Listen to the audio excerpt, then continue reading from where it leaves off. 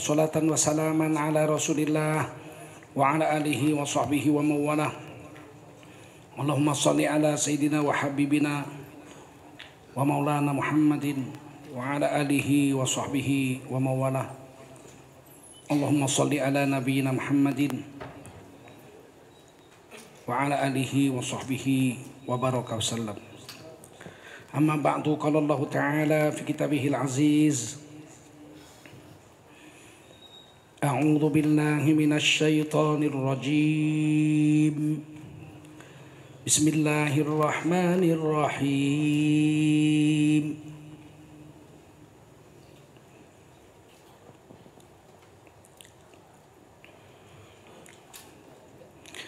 Ma kana Muhammadun aba ahadin min rijalikum walakin Rasulullah wa khataman nabiyyin wa kana Allahu bikulli syai'in alima. Ya ayyuhalladzina amanu dzkurullaha dzikran katsiran wasabbihuhu bukratan wa asila. Qala Rasulullah sallallahu alaihi wasallam, man kharaja fi talabil ilmi fahuwa fi sabilillahi hatta yarji. Baginda Rasul bersabda, siapa keluar dari tempatnya untuk mendapatkan ilmu, orang itu adalah orang yang berjihad fisabilillah sampai dia kembali ke rumahnya. Mudah-mudahan kita semua mendapatkan pahala jihad dari Allah SWT. Amin. Shadaqallahul azim wa shadaqa rasuluhun nabiyul karim wa nahnu ala dhalika minasy syahidin wasyakirin walhamdulillahi rabbil alamin.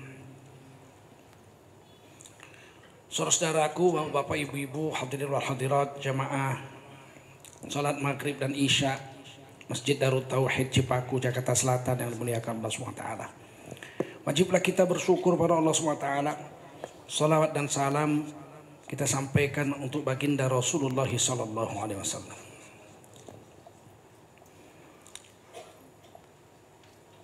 Ada beberapa kutipan yang ingin saya sampaikan malam hari ini tentang kisah Rasulullah SAW.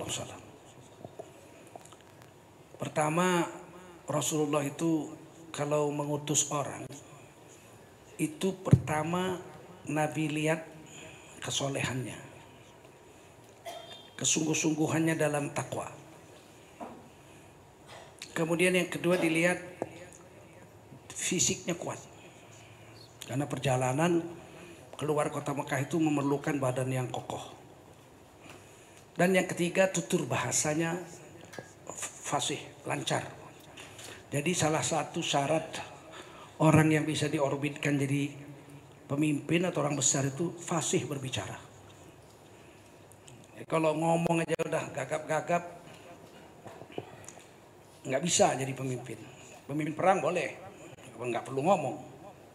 Tapi kalau bertemu dengan orang banyak, memimpin orang banyak, dia perlu kemampuan berbicara yang bagus sehingga apa yang dia ucapkan itu bisa ditangkap oleh semua orang, dimengerti oleh semua orang. Dengan bahasa yang pendek, ringkas, tapi orang ngerti. Jadi harus fasih. Begitu juga jadi imam. Kalau ada dua orang yang satu alim, yang satu fasih, mana didulukan? Didulukan yang fasih. Tapi kalau satu alim fasih, satu lagi alim fasih, didulukan yang fasih. Tapi kalau yang satu fasih tidak alim, yang satu alim tidak fasih, didulukan yang fasih. Tapi kalau dua-dua fasih, diambil yang lebih alim. Jadi fasih itu penting. Memimpin banyak orang diperlukan kefasihan berbicara. Kemudian Rasulullah SAW itu mengangkat utusan atau pejabat zaman Rasulullah itu. Pertama takwa, kedua badannya yang kuat, yang ketiga fasih bisa berbicara dengan baik. Yang keempat itu kesetiaannya kepada tugas. Nah, nanti kita lihat beberapa orang yang diangkat Rasulullah SAW yang memenuhi kriteria itu. Kesetiaan itu penting. Yang pertama yang ingin saya sampaikan adalah ketika Nabi diminta untuk mengutus pendakwah ke Madinah. Waktu itu orang Madinah sudah masuk Islam. Waktu pergi haji di Mina, Nabi berhasil mengislamkan beberapa orang. Kemudian tahun berikutnya lagi itu banyak yang masuk Islam, ada 90-an. Mereka minta pendakwah. Nabi belum bisa pergi ke Madinah, belum bisa pergi. Tapi Nabi kirim orang. Siapa yang dikirim Nabi? Mus'hab bin Umair radhiyallahu anhu. Jadi Mus'hab bin Umair ini anak muda, belum kawin. Gantengnya bukan main, bahasanya fasih, pintar dan badannya sehat. Beliau ini masuk Islam anak orang kaya besar. Ibunya, dia nggak punya bapak, bapaknya sudah meninggal. Ibunya itu orang kaya besar, sampai dibelikan baju harga 400 dirham. Dulu baju mahal karena baju semua dibuat tangan. Kalau dibuat tangan mana ada yang murah kan? Kalau kami orang Melayu itu, orang Minang tuh baju yang ditenun tangan itu namanya baju sungkit, kain sungkit. Kain sungkit itu harganya 15 juta sekarang. Nah, jadi Mus'hab bin Umair ini diberi baju dengan harga 400 dirham. 400 dirham itu bisa beli perisai perang. Perisai besi untuk perang itu harganya 400 dirham. Kalau orang mencuri duit zaman itu seharga 400 dirham itu sudah boleh dipotong tangannya. Tapi kalau kurang dari situ tidak boleh. Misalnya ada orang mencuri korma atau mencuri kalau di sini beras gitu, tidak boleh dihukum itu. Ditanya, kenapa kamu curi beras? Saya lapar, anak saya lapar. Malah dikasih, malah diberi, malah diberi lagi. Menyurinya sekarung, kasih sekarung lagi. Kalau mencurinya itu bukan makanan pokok ayam, misalnya mencuri ayam ketangkep, maka dia didenda 2 ekor ayam. Jadi curi ayam 1, didenda 2 ekor ayam. Enggak langsung dipotong tangan, enggak. Tapi ketika dia mencuri senilai 1 buah perisai, sudah boleh potong tangan. Jadi Mus'hab bin Umair ini begitu ketahuan Islam, diambil bajunya sama ibunya, sehingga dia nggak punya baju, telanjang bulan. Kejam juga ibunya itu. Sehingga dia datang ke rumah Rasulullah nggak berpakaian. Rasulullah dikasih pakaian. Satu kain aja dililitkan ke badannya. Kalau kain ihram kan 2, dia 1 aja. Untuk sarungnya aja, atasnya nggak ada. Kemudian Rasulullah SAW mengirim beliau ke Madinah. Nah, beliau mulailah dakwah di Madinah. Dengan kefasihannya mulai orang-orang masuk Islam. Memang dia tampan, masih muda, fasih, harum lagi. Masuk Islam orang-orang. Kepala sukunya marah. Namanya Sa'ad bin Mu'az radhiyallahu anhu. Wah, marah sekali. Kalau kepala suku zaman itu jago naik kuda, jagoan naik tombak, jagoan memanah, badannya kuat, berpengaruh dan sangat berwibawa. Jadi Sayyidina Sa'ad bin Mu'az ini sangat menakutkan orang, segan orang. Satu kampungnya itu, satu sukunya itu takut, segan. Dia mendengar ada orang asing datang dari Mekah, terus mulai mempengaruhi orang-orang Madinah, mulai menyembah Allah, la ilaha illallah, nggak lagi nyembah patung-patung seperti biasa, nggak lagi nyembah-nyembah banyak Tuhan. Marah Sa'ad bin Mu'az. Dia dengar begitu, dia datang nih. Ketika itu Sayyidina Mus'hab bin Umair sedang mendakwah orang, duduk berkeliling gitu. Sekarang dicurigai sebagai ciri-ciri radikal. Ada buku baru saya lihat itu, terbitan LIPI, sedang kita teliti betul-betul tuh dari MUI. Di situ bilang bibit-bibit radikal itu ciri-cirinya ngaji melingkar, halakoh liko PKS berarti. Memang Suntuloyo bener. Kami semua ngajinya melingkar begitu dari kecil. Dari belum pada buang ingos, saya umur 4 tahun sudah begitu ngaji. Di pesantren seluruh Indonesia ini semua ngajinya halakoh, betul? Duduk melingkar begitu. Bahkan MPR, DPR itu kalau sidang melingkar juga ya kan? Berarti bibit teroris juga itu. Asal-asalan aja. Memang Islam sekarang jadi tersandera di negeri sendiri ini nampaknya nih. Luar biasa mereka berbuat ini. Kalau kita tidak bersatu, kayaknya runtuh ini pengaruh Islam ini di Indonesia ini. Tinggal Islam abangan aja, Islam KTP aja. Islam yang cuman sholat, zikir, baca Quran, haji, umroh gitu aja. Tidak ada fikir untuk menegakkan agama di negeri ini lagi. Takut. Bahkan menurut Badan Pusat Statistik baru dilansir, tingkat kritis di Indonesia sekarang turun tinggal 54%. Kritis terhadap pemerintah, kebijaksanaan pemerintah yang dianggap nggak bagus itu, yang kritis itu tinggal 54%. Kenapa? Pertama, orang takut ditangkap, betul nggak? Nah, mahasiswanya takut sekarang diawasi HP-nya, apalagi dosen takut dia dipecat. Tinggal 54%, jangan-jangan tahun depan tinggal 20% yang kritis. Nah itu diusirlah, berangkat kau dari Indonesia, jangan pulang-pulang lagi. Saya udah diusir, pergilah kau ikut Taliban katanya. Macam nenek moyangnya yang punya negara ini. Maka marahlah Sayyidina Sa'ad bin Mu'adz, didatangi, ditancap tombak di dekat kaki Mus'ab bin Umair ini oleh Sayyidina Sa'ad. Dilemparkan tombaknya, nancap dekat kakinya. Berangkat kau dari negeri saya, pergi. Nanti tombak ini bukan ke tanah lagi, ke perutmu nanti nancap tombak ini. Itulah memang utusan Rasulullah itu. Memang pilihan dia. Dia bilang apa? Tuhan kan orang terpelajar. Tuhan kan kepala suku, orang sekolahan, pandai bersyair, pandai membaca, menulis. Orang bijaksana, pemimpin umat. Cobalah duduk dulu. Silakan duduk dulu. Jangan ujuk-ujuk datang-datang nancap tombak. Duduk dulu, dengar yang saya bicarakan ini. Kalau yang saya bicarakan ini salah, saya bersedia lepas bicara ini saya pulang ke Mekah. Tapi kalau yang saya bicarakan ini betul, apalah ruginya Tuhan sejenak duduk mendengar. Lembut juga hati Sa'ad bin Mu'adz ini. Iya juga, ya nggak pantas juga ada tamu datang ke negaranya diusir tanpa tahu salahnya. Duduk dulu. Maka duduk. Sayyidina Mus'ab bin Umair membacakan ayat-ayat Quran dan hadis-hadis Rasulullah SAW tentang Islam. Bergetar dadanya Sa'ad bin Mu'adz. Dia bilang ajaib. Apa yang kau bilang saya gak pernah dengar.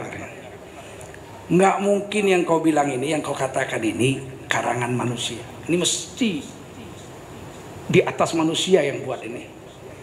Seperti bersyair tapi penuh dengan pelajaran yang begitu bernas, luar biasa. Bilang inilah Quran yang saya baca ini. Nah, jadi diajarkan la ilaha illallah, menyembah hanya satu Tuhan, menguasai seluruh langit dan bumi. Kata Sa'ad bin Mu'adz, boleh juga tuh. Yalah, saya masuk Islam lah. Begitu mudahnya hidayah itu. Karena memang susah payah. Sayyidina Sa'ad bin Mu'adz ini dikirim Nabi jadi pendakwah ke Madinah, meninggalkan ibunya yang kafir yang mengambil semua pakaiannya, dan beliau hanya punya satu buah kain saja dililitkan ke badannya. Beliau pergi ke Madinah, pengorbanan yang luar biasa itu menyebabkan ruh bicaranya itu luar biasa. Akhirnya Sayyidina Sa'ad bin Mu'adz radhiyallahu anhu masuk Islam. Kaumnya udah nunggu tuh. Wah, apa kabar ini orang asing udah diusir nih. Kan mereka ngadu. Datang Sayyidina Sa'ad mau jumpai kaumnya. Panggil semua kaum, laki-laki perempuan kumpul semua. Kumpul baru dia bilang, saya baru mendengar orang asing itu berbicara luar biasa. Yang dibicarakan itu bukan perkataan manusia. Maka saya telah beriman, masuk ke dalam Islam, ikut agama anak muda itu. Bagaimana menurut kamu keadaan saya? Wah, Tuhan orang terhormat, gak pernah dusta, pembela kebenaran dan sebagainya. Nah, kalau begitu saya udah masuk Islam. Bagaimana dengan kamu? Satu kaumnya masuk Islam semua. Ini kehebatan Rasulullah memilih sosok yang akan diangkat jadi pemimpin itu. Kemudian ketika orang dari Yaman masuk Islam juga, kepingin minta pendakwah, Rasulullah mengutuskan satu orang utusan pertama ke negeri Yaman untuk mendakwahkan agama dan mengajarkan Islam di sana, jadi guru. Yang dipilih Nabi seorang anak muda yang belum kawin juga, namanya Mu'az bin Jabal radhiyallahu anhu. Jadi Sayyidina Mu'az bin Jabal ini diutus Nabi untuk mengislamkan dan mendakwahkan Islam di Yaman. Nah, di sini ada hadis yang terkenal tentang bagaimana mengistimbat hukum, memutuskan perkara. Rasulullah bertanya, wahai Mu'az, kamu akan saya kirim ke Yaman, tinggal di sana dan mendakwahkan Islam, mengajarkan Islam di sana. Kalau kamu menemui permasalahan di negeri Yaman, dengan apa kau putuskan permasalahan itu? Sayyidina Mu'az mengatakan, tanpa ragu-ragu kami memutuskannya dengan Al-Quran, kalamullah. Oh, Nabi senang sekali. Kalau di Quran gak ketemu, berarti ada yang gak ketemu di Quran, itu ada. Memerlukan penjabaran, karena Quran itu adalah garis-garis besar saja. Kalau nggak ketemu di Quran, bagaimana kamu memutuskan perkara yang kau hadapi di Yaman? Saya memutuskannya dengan sunnah Rasulullah Sallallahu Alaihi Wasallam. Makanya hidup di dalam agama Islam ini wajib berpegang pada Al-Quran dan sunnah. Ada yang Quran saja nggak mau ikut sunnah, ingkar sunnah, kafir. Ada di Indonesia ingkar sunnah, divonis kafir oleh Majelis Ulama Indonesia. Mereka hanya mau Quran, nggak mau hadis. Padahal Nabi sendiri ketika bertanya kepada Sayyidina Mu'az, Sayyidina Mu'az bilang, putuskan dengan Quran, kalau nggak dari Quran putuskan dengan sunnah. Wow, senang sekali Nabi. Dan Quran juga mengatakan atiullah wa atiur rasul. Taat sama Allah nggak cukup, mesti ada dengan taat dengan Rasul. Syahadat juga asyhadu an la ilaha illallah wa asyhadu anna Muhammadar Rasulullah. Nggak cukup asyhadu an la ilaha illallah saja. Nggak cukup la ilaha illallah saja. Mesti ada Muhammadun Rasulullah. Nah, kalau kamu nggak ketemu di Quran, nggak ketemu di hadis, di sunnah, ada persoalan bagaimana memecahkannya? Tanpa ragu-ragu saya akan berijtihad dengan ilmu yang diberikan Allah kepada saya. Jadi ada ijtihad, itu ada. Makanya ada madhab Imam Hanafi, madhab Imam Maliki, madhab Imam Syafi'i, madhab Imam Ambali. Apa beliau-beliau nggak hafal Quran? Hafal Quran sejak kecil. Apa Imam Hanafi nggak tahu hadis? 100.000 hadis beliau hafal.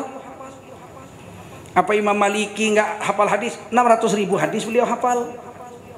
Apa Imam Syafi'i nggak hafal Quran hadis? Umur 7 tahun sudah hafal Quran, beliau menghafal hadis 600.000, sama dengan gurunya Imam Maliki. Kemudian Imam Hambali, beliau dari kecil hafal Quran 30 juz dan beliau menghafal 1.000.000 hadis. Tapi masih memerlukan ijtihad, keputusan agama untuk menghadapi problem sampai hari kiamat bertambah terus, sementara Quran dan Sunnah tidak bertambah lagi. Betul? Nah, tentu diambil garis besarnya aja dari Quran hadis, tapi istimbatnya bisa diambil dari ulama-ulama yang cerdas. Salah satu contoh, bayi tabung.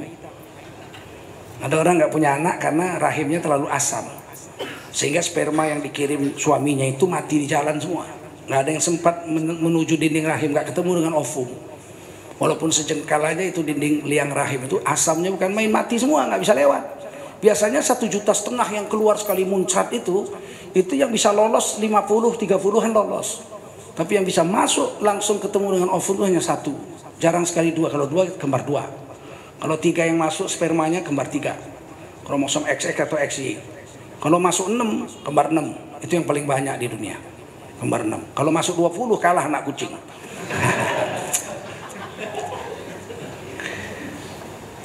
Nah, terus bagaimana supaya punya anak? Ada teknologi baru sekarang ini, yaitu bibit ibunya diambil yang paling subur, ovum namanya, diambil 1 aja, berapa kecil itu yang paling subur, dan diambil sperma yang paling giras larinya, itu yang paling kencang, itu berarti yang paling sehat, diambil 1 juga, kromosom XX kalau perempuan, kalau mau punya anak laki-laki XY.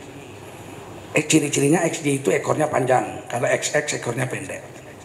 Diambil ovum 1, diambil kromosom XY1, ditemukan di dalam tabung.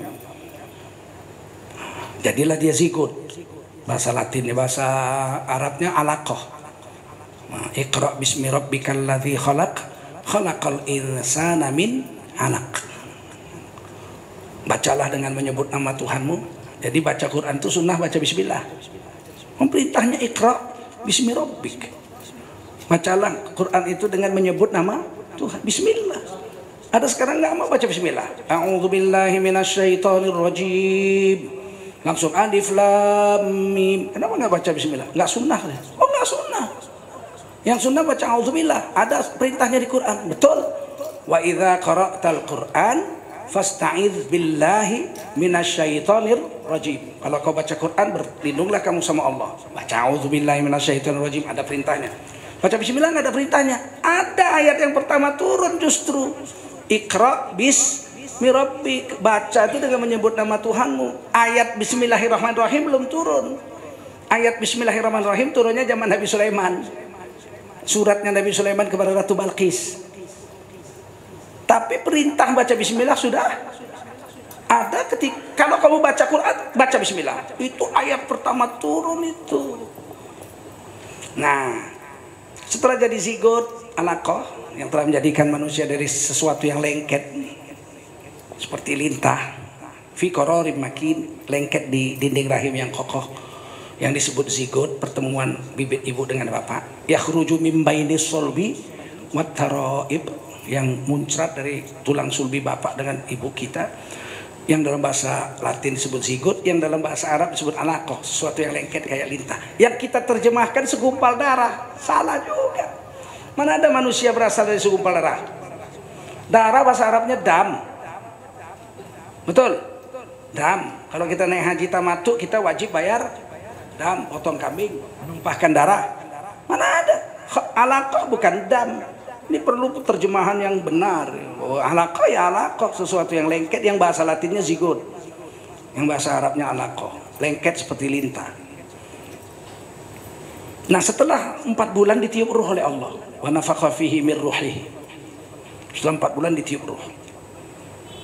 Wa ja'ala lakumus sam'a wal absar wal afidah. Setelah ditiup ruh, kamu bisa mendengar dalam rahim ibumu, bisa melihat dalam rahim ibumu, bisa merasakan apa yang dirasakan ibumu dalam rahim ibumu. Nah, setelah dia besar, zigot itu belum ditiup ruh, mungkin berapa minggu gitu, diambillah dia dari tabung itu dan dimasukkan ke dalam rahim ibunya. Operasi, itu namanya bayi tabung. Nah, pertanyaannya, halal apa enggak melakukan proses bayi tabung itu? Quran nggak ada cerita tentang itu. Garis besarnya ada, hadis nggak ada cerita tentang itu, orang pertemuan baru. Tapi garis besarnya ada, bahwasanya bibit itu baru boleh bercampur kalau diikat dengan pernikahan. An-nikahu sunnati faman lam ya'mal bi sunnati falaysa minni, faman raghiba an sunnati falaysa minni. Nikah itu sunnahku, siapa yang benci dengan sunnahku bukan umatku. Maksudnya begini, nikah itu sunnahku. Siapa yang mau melakukan hubungan suami istri tidak melalui pernikahan bukan umatku. Jadi kalau spermanya itu sperma Arnold Schwarzenegger, perempuannya wagiem, boleh nggak? Dihitung zina dia. Walaupun tidak melakukan hubungan suami istri, tapi bibitnya itu anak ibunya bukan anak si Arnold. Kalau menurut hukum Islam nanti anaknya itu bin wagiem, binti wagiem, bin wagiem. Isa bin Maryam, karena nggak ada bapaknya. Nah, tentu keluarlah istihad. Nah, itulah yang di fatwa ulama, bayi tabung boleh dengan syarat bibit si laki-laki dengan bibit si perempuan terikat dengan ikatan pernikahan yang sah. Nah, itu yang disebut ijtihad. Jadi waktu Sayyidina Bilal Sayyidina Mu'az bin Jabal radhiyallahu anhu ditanya, kalau ada masalah gimana mecahkannya di Yaman? Pakai Quran. Kalau nggak ada di Quran, pakai sunnah. Kalau nggak ada di Quran di sunnah, tanpa ragu-ragu saya berijtihad dengan ilmu yang diletakkan Allah di dada saya. Ditepuk dadanya sama Nabi. Alhamdulillah, senangnya Nabi ya. Nikmat Allah berikan pada saya mempunyai utusan Rasulullah yang begitu cerdas. Belum kawin. Begitu juga ketika perang melawan Romawi hampir dilaksanakan. Perang pertamanya itu dikirim, namanya perang Mu'tah di Jordania sekarang. Waktu itu Jordania, Palestina dikuasai oleh orang-orang Romawi. Maka Nabi kirim 3/5 perang. Kata Nabi, tentara waktu itu 3.000, lawannya 30.000.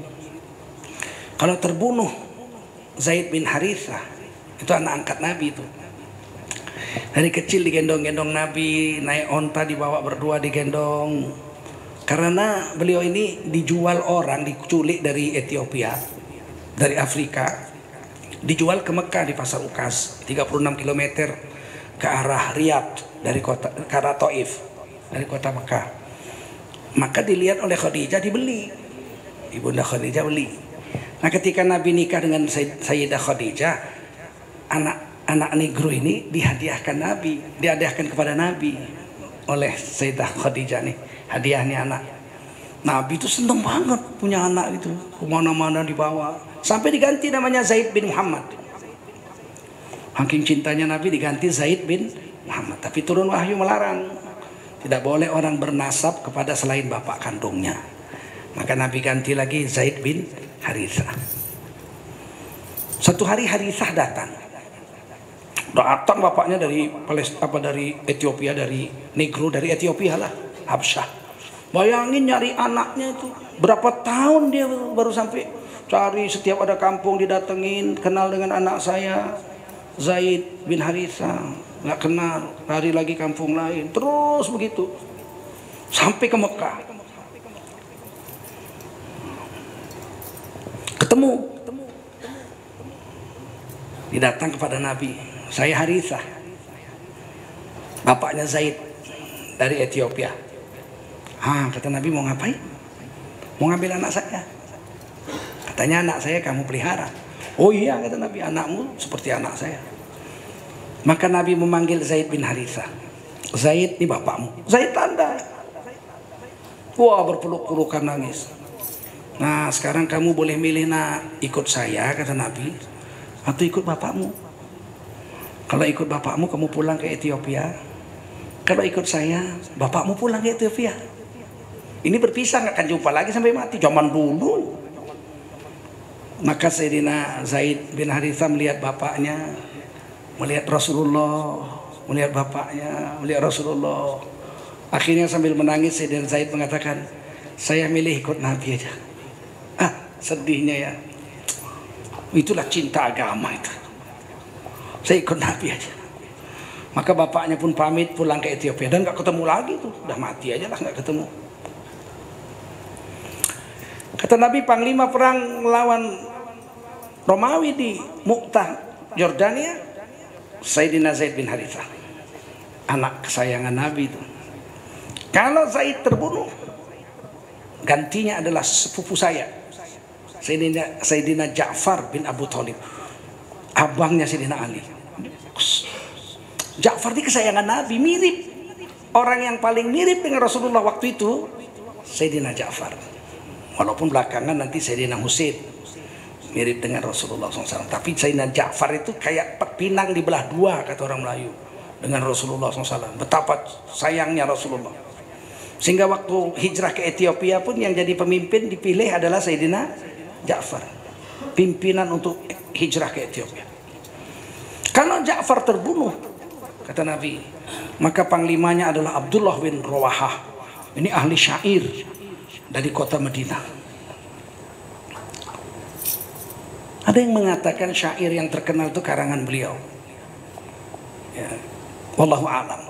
Ilahi lastu lil firdausi ahla wala aqwa ala naril jahimi. Allah fahabli taubatan waghfir dhunubi fa innaka ghafirudz dzambil azimi.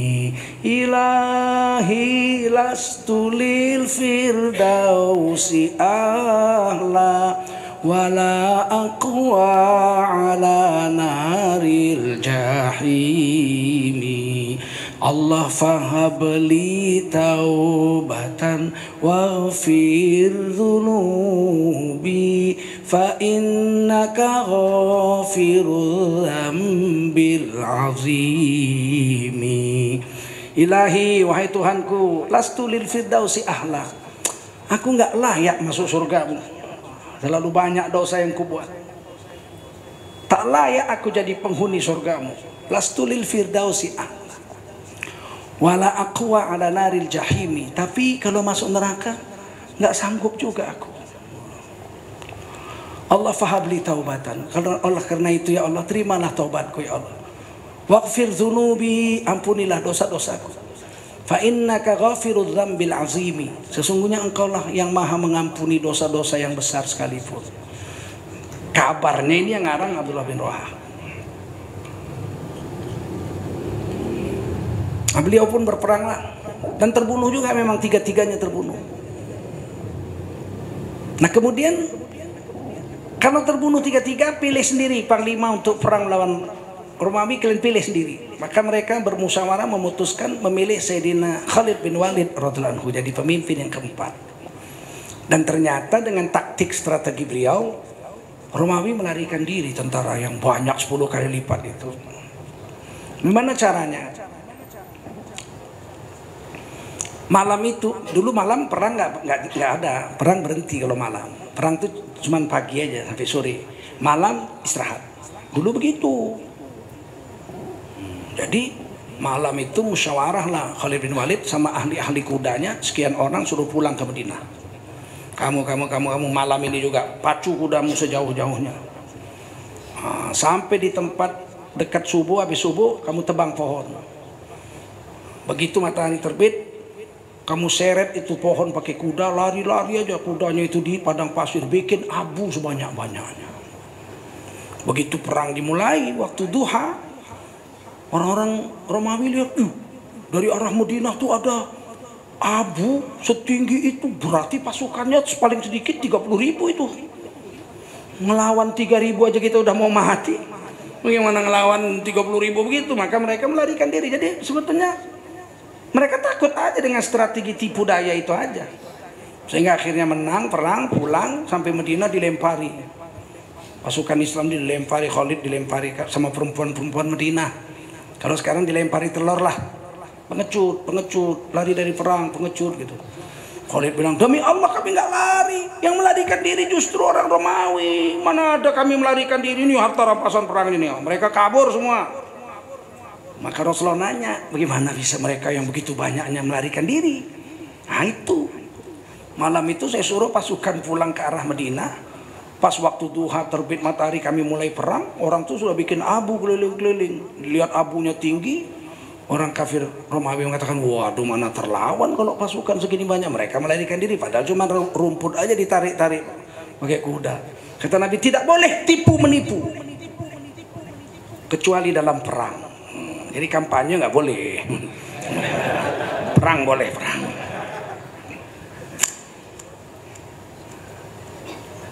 Apa kehebatan anak-anak muda yang dipilih Nabi ini? Zaid bin Harithah, Sayyidina Ja'far, Abdullah bin Rawaha. Yang paling semua hebat. Tidak ada yang takut. Saya mau ceritakan satu. Abdullah bin Rawaha radhiyallahu anhu 3 hari tidak makan. Perang terus. Malam dia jaga malam. Satu hari begitu perang, dia tangannya sudah hampir putus, jari-jarinya itu hampir putus.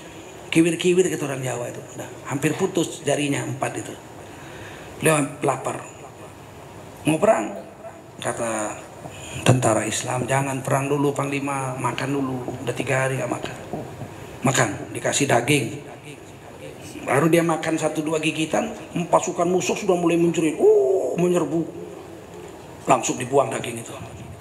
Nggak pantas panglima makan pas pasukannya diserbu. Diinjek itu kakinya yang kiwir-kiwir itu, pakai tangannya itu diinjek pakai kakinya, ditarik putus kalian semua.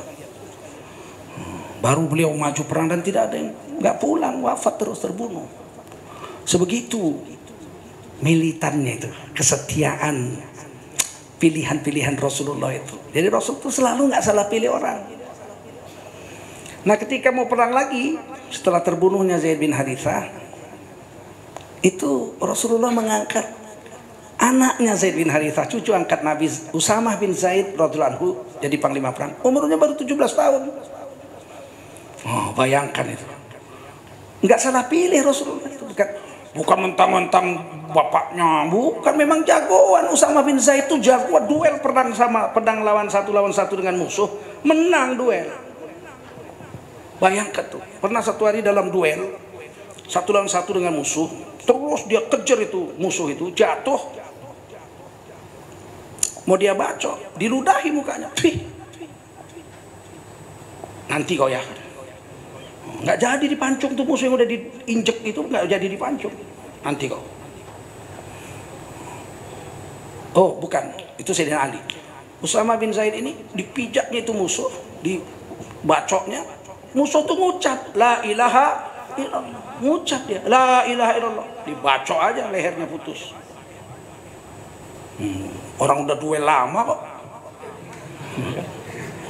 kejar duel terus begitu, tanggung nih pura-puranya di Islam dibacok. Selesai perang dia bilang, wah saya duel tadi ya Rasul, terus wah lama sekali ini musuhnya hebat.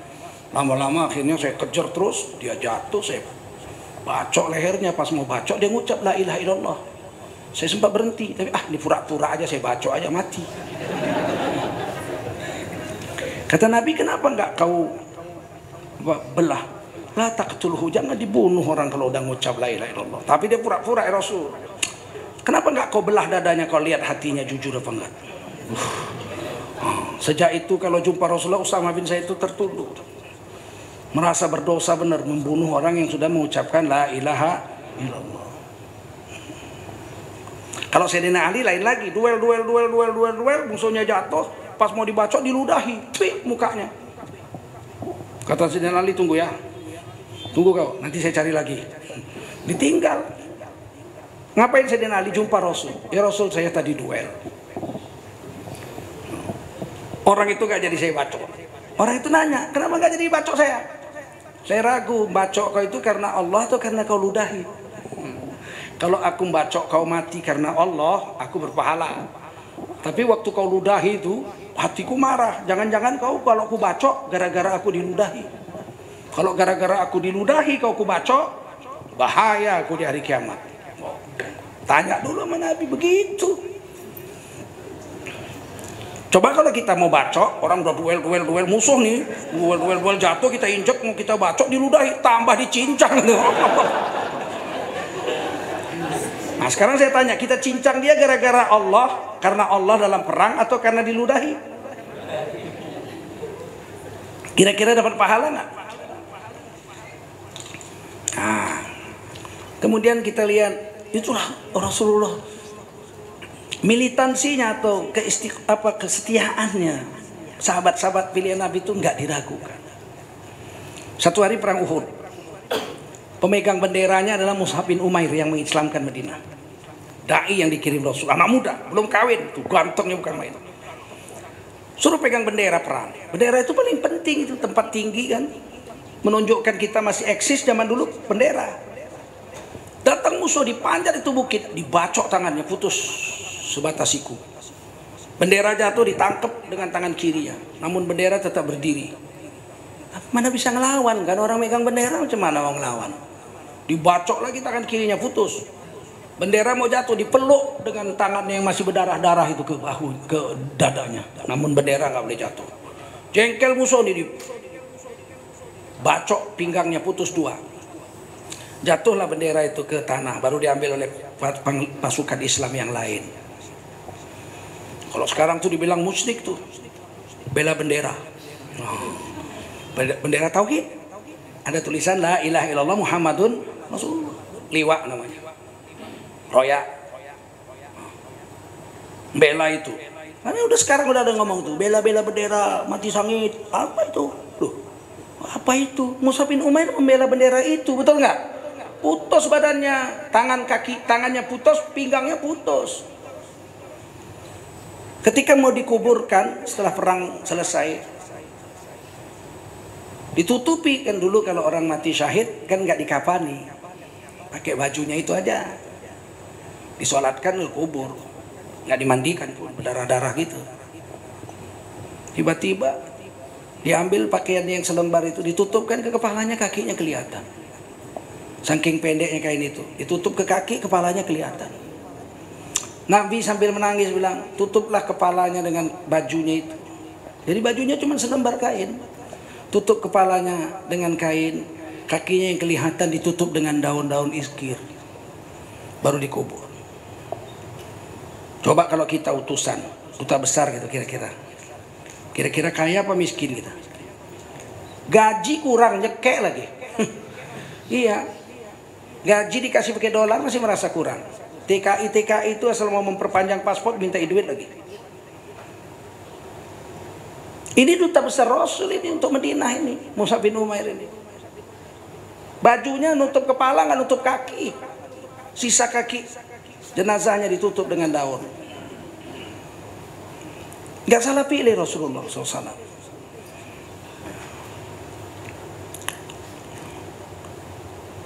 Yang kedua yang ingin saya sampaikan, selain Nabi itu milih orang-orang yang berkompeten, Rasulullah SAW itu menghargai pengorbanan orang, bukan karena nilainya, tapi karena musyaqqatnya, karena kesusah payahannya mengamalkan itu. Bukan besar nilainya, jadi bukan kualitasnya, tapi bukan kuantitasnya, tapi kualitas. Not the quantity, but the quality. Satu-satu yang dibuat oleh sahabat itu Nabi nilai dari kesusah payahannya, bukan jumlah besar berharga atau tidak secara duniawi. Satu hari Nabi kumpulkan sahabat, kita mau perang besar melawan Romawi juga di Tabuk. Ya, Tabuk itu kalau dari Madinah naik Suburban 4 jam. Saya udah tes tuh, lari 140 Suburban baru 4 jam baru sampai, hampir 5 jam ya. Dan bisa lepas tangan Suburban baru tuh, rupanya bisa lepas tangan. Baru tahu saya. Lari 140, supirnya ngelepas tangan gitu.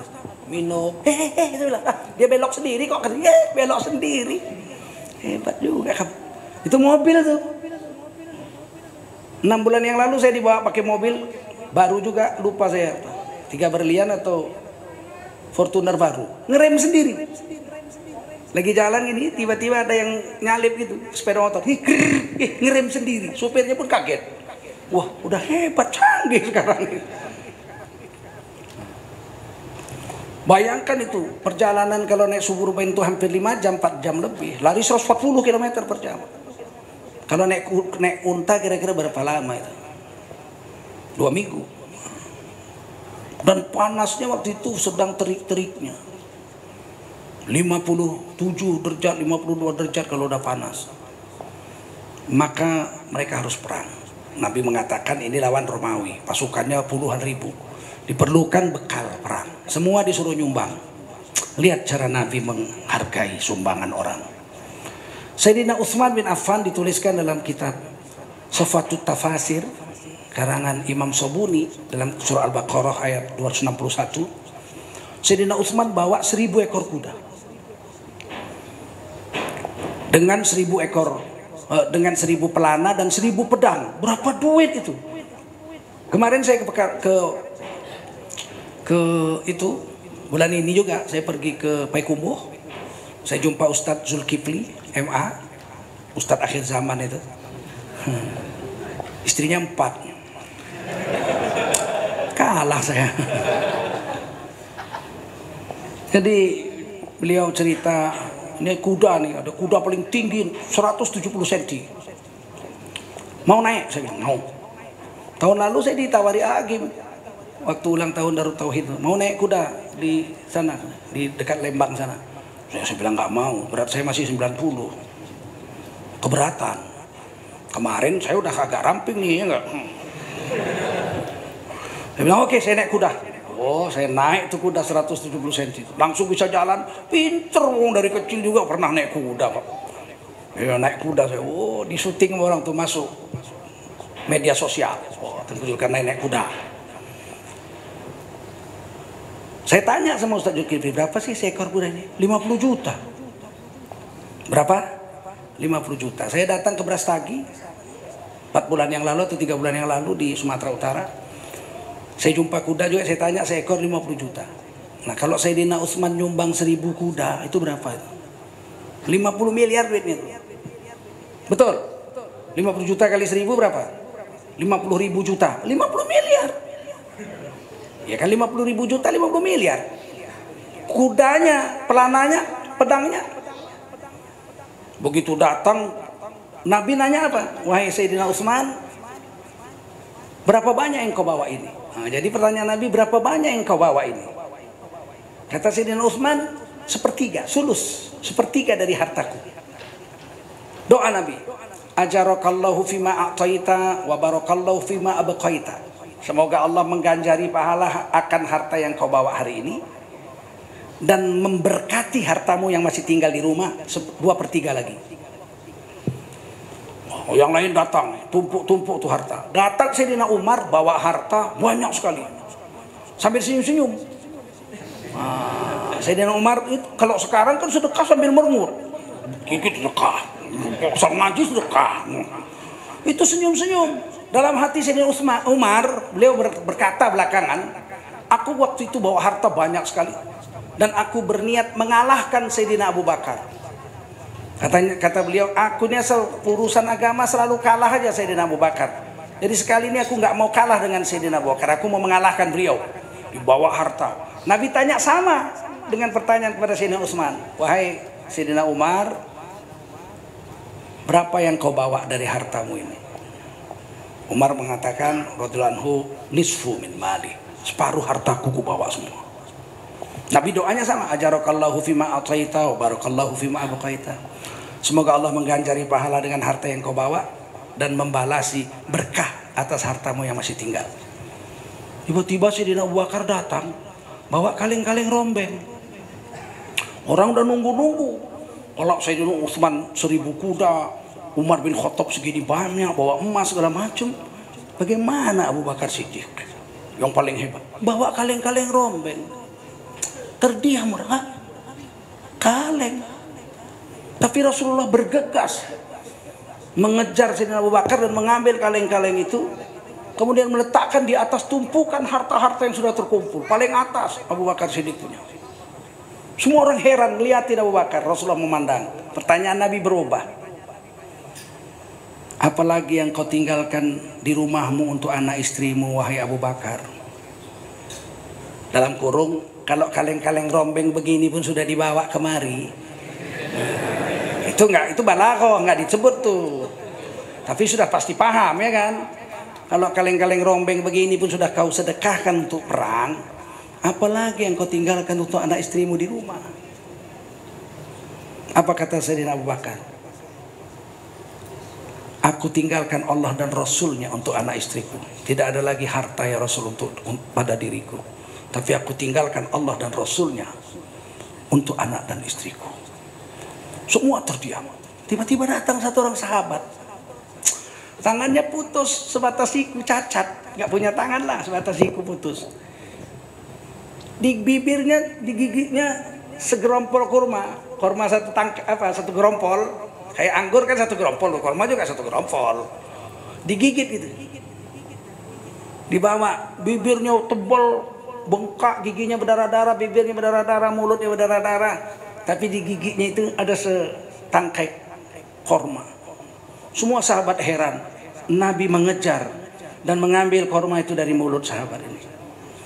Kemudian Nabi meletakkan di atas kaleng-kalengnya Abu Bakar Siddiq, paling tinggi. Orang heran. Kemudian Nabi bertanya, pertanyaan Nabi, lihat, dari mana kau dapatkan kurma ini? Sebab ini orang cacat. Apa jawab orang ini? Ya Rasul, selama ini kalau Rasulullah minta sumbangan untuk agama, saya nggak pernah bisa nyumbang. Sebab saya makan aja diberi orang. Saya orang cacat. Sedih sekali hati saya ya Rasul. Ini akan menghadapi Romawi. Perlu perbekalan yang besar, pasukan yang kuat. Maka tadi saya datangi kawan saya waktu kecil-kecil, kami akrab lah. Dia orang Yahudi. Saya datang kepadanya, berikan saya pekerjaan dan beri saya upah dengan kerja saya itu. Kata Yahudi itu, kau kerja apa? Kau cacat, gak punya tangan, tanganmu putus sesiku. Selama ini kan kau kawanku, kalau mau makan bilang mau makan apa, saya kasih, saya beri. Gak usah bilang, gak usah kerja, kau susah-susah kerja. Katanya tidak, demi Allah hari ini aku mesti kerja dan berikan upah dengan kerjaku. Kata Yahudi tadi, apa yang mau aku kerjakan? Aku mau nyiram kormamu. Nah, bagaimana kau menimba airnya? itulah kau lihat aku timba. Didatanginya, diturunkannya itu timba, digigitnya dengan giginya. Tali timba itu ditariknya, dililitnya dengan tangannya yang sesiku itu. Kemudian ditariknya, diinjeknya pakai kakinya. Dilepaskannya, digigitnya lagi. Sampai giginya berdarah-darah, bibirnya bengkak.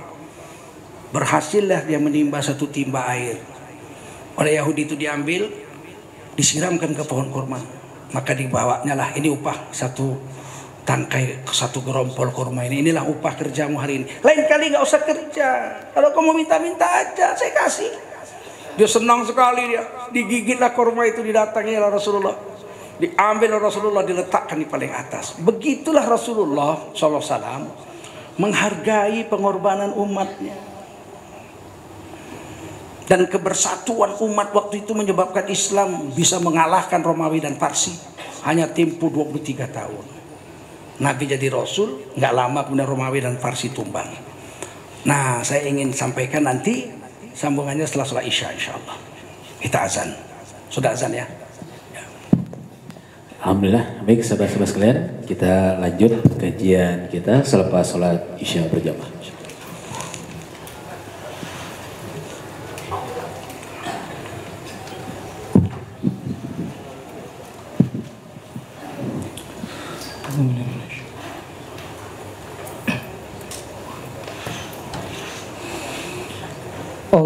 Allahu Akbar,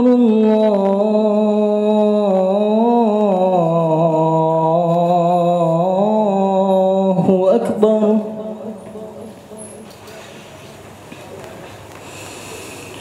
Allahu Akbar,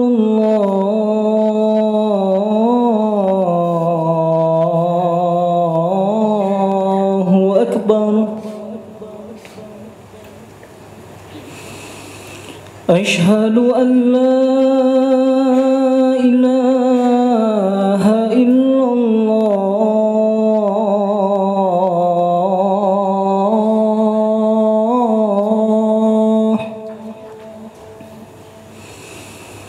Ashhadu an la ilaha illallah.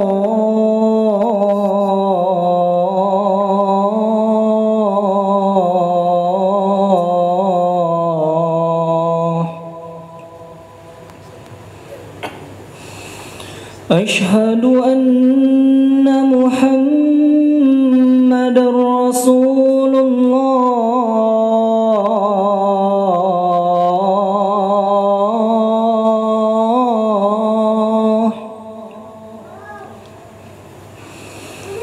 Ashhadu anna Muhammadar Rasulullah.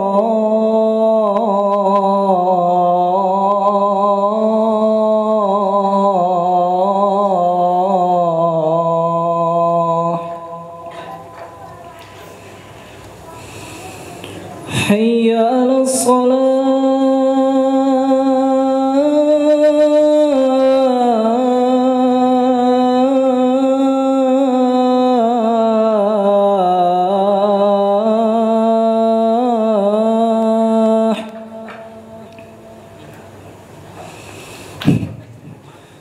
Hayya 'alas salah.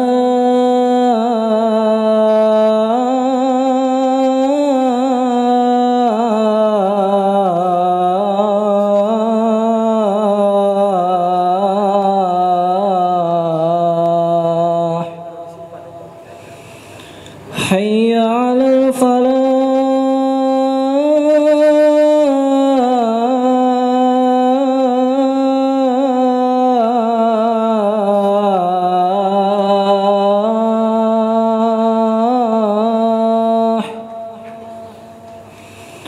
Hayya 'alal falah.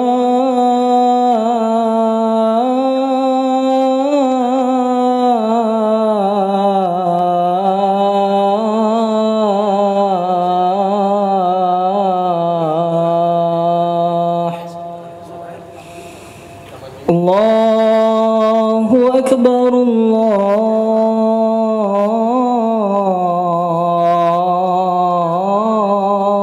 Akbar. La ilaha illallah.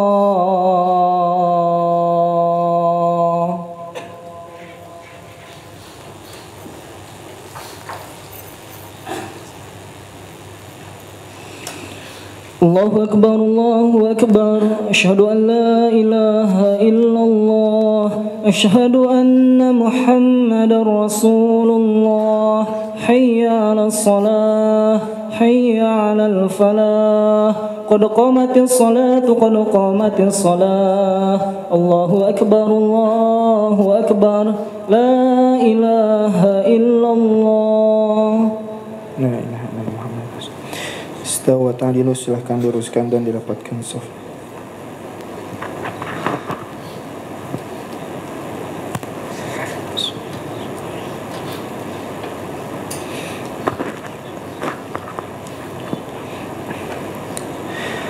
Allahu akbar.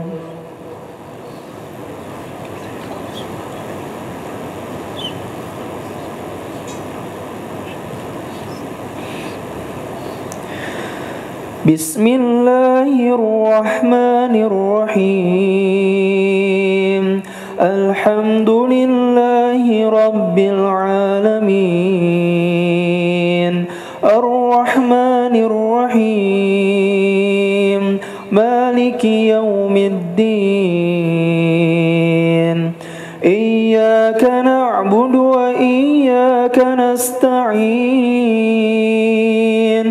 Ihdinas siratal mustaqim. Siratal ladzina an'amta 'alaihim ghairil maghdubi 'alaihim waladdallin.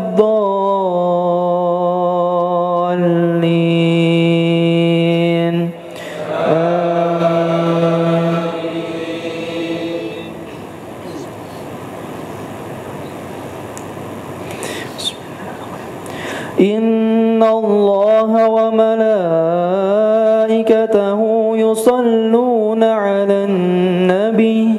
Ya ayyuhalladzina amanu sallu 'alaihi wa sallimu taslima.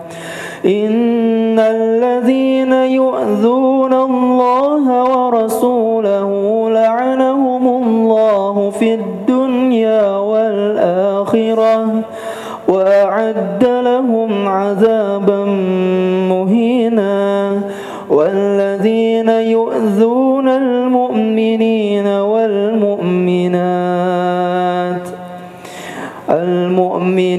والمؤمنات بغير ما اكتسبوا فقد احتملوا بهتانا وإثما مبينا. يا أيها النبي قل لأزواجك وبناتك ونساء المؤمنين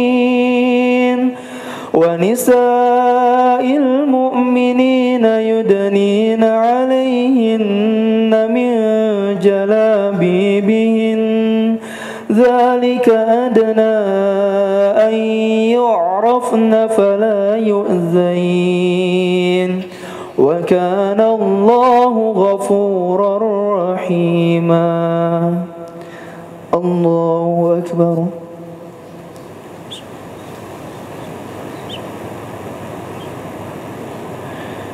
سمع الله لمن حمده. الله أكبر.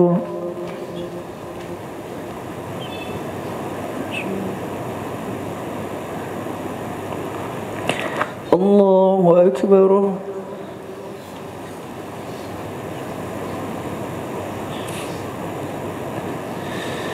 الله أكبر.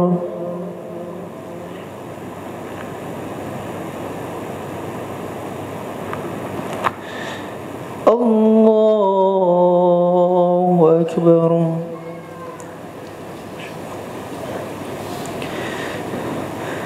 بسم الله الرحمن الرحيم. الحمد لله رب العالمين.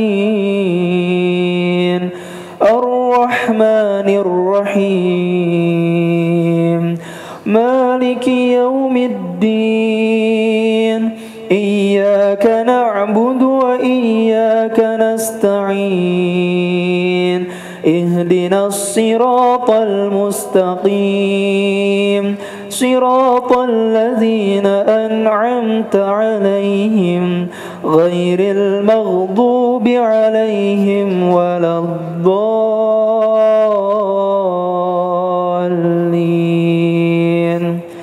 آمين.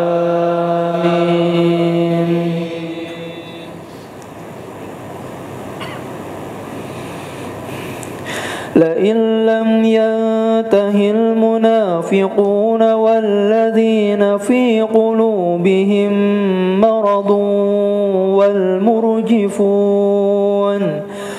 والمرجفون في المدينة لنغرينك بهم ثم لا يجاورونك فيها إلا قليلا ملعونين أينما ثقفوا أخذوا وقتلوا تقتيلا سنة الله في الذين خلوا من قبل ولن تجد لسنة الله تبديلا يسألك الناس عن الساعة قل إنما علمها عند الله وما يدريك لعل الساعة تكون قريبا إن الله لعن الكافرين وأعد لهم سعيرا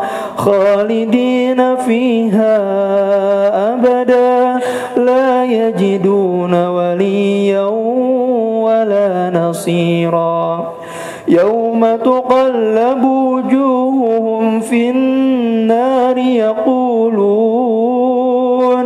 يقولون يا ليتنا أطعنا الله وأطعنا الرسولا وقالوا ربنا إنا أطعنا سادتنا وكبراءنا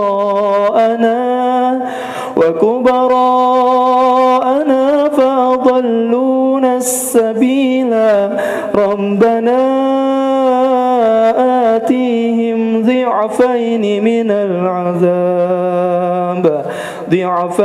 من العذاب والعنهم لعنا كبيرا. الله أكبر.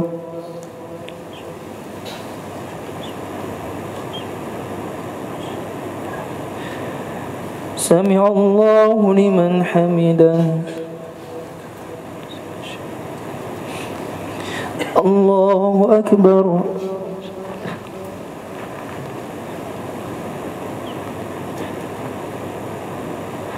الله أكبر.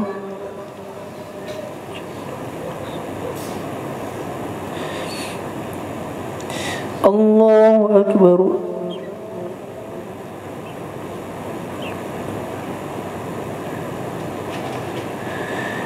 الله أكبر.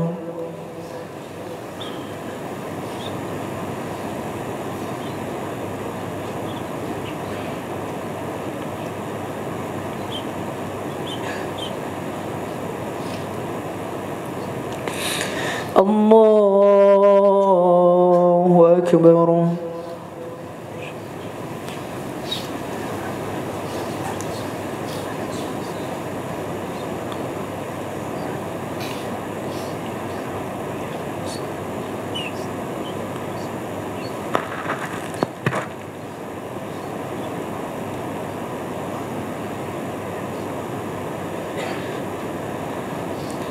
الله أكبر.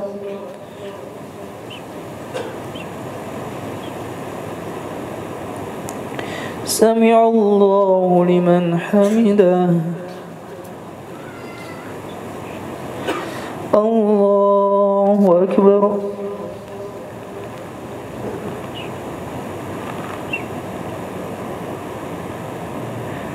الله أكبر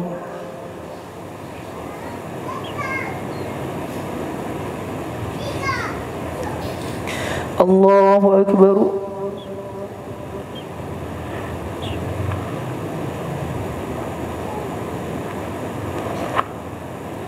الله أكبر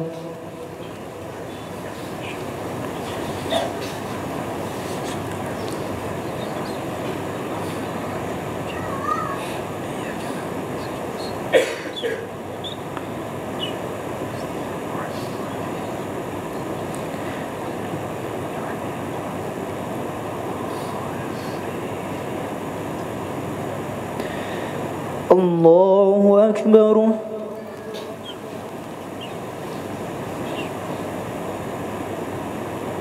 سمع الله لمن حمده الله أكبر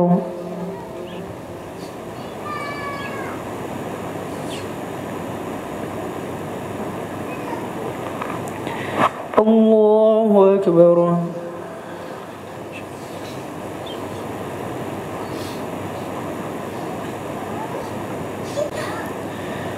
الله أكبر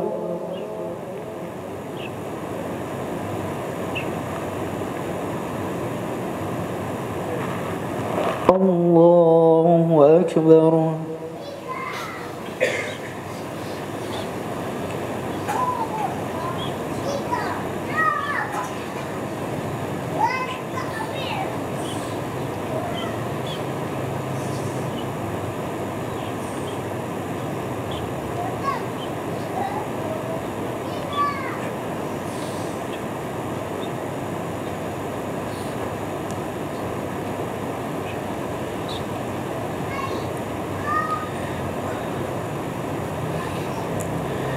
السلام عليكم ورحمة الله السلام عليكم ورحمة الله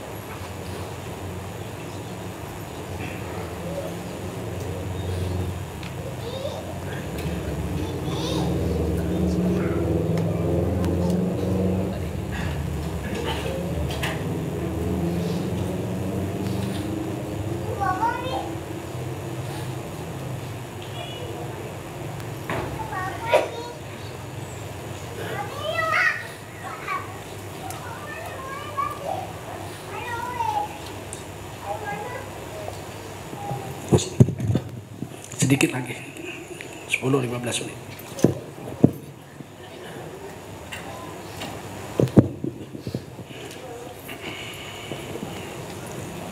Astagfirullah.